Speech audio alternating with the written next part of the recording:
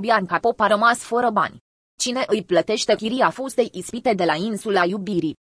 Bianca Pop, cea mai controversată ispită de la Insula Iubirii, trăiește cea mai dificilă perioadă din viața sa. După ce a susținut că a fost victima unei agresiuni grave, bruneta a rămas acum falită. Recent, fosta ispită a declarat că este decisă să se ocupe de viitorul ei, la care a început deja să lucreze. Pentru că a avut probleme cu unii lideri interlopi, aceasta a apelat la ajutorul lui Bebino, care este unul dintre liderii clanului sportivilor. Este un prieten bun, dar nici nu ne cunoaștem personal, a povestit Bianca Pop în cadrul unei emisiuni. Pentru că Bianca Pop a rămas fără bani, Bebino o ajută și financiar. Deși nu se cunosc prea bine, bărbatul este decis să o ajute pe brunetă până se pune pe picioare. Aceasta a reușit să găsească persoane bune și influente care să o ajute să-și revină și să privească pozitiv spre ziua de mâine.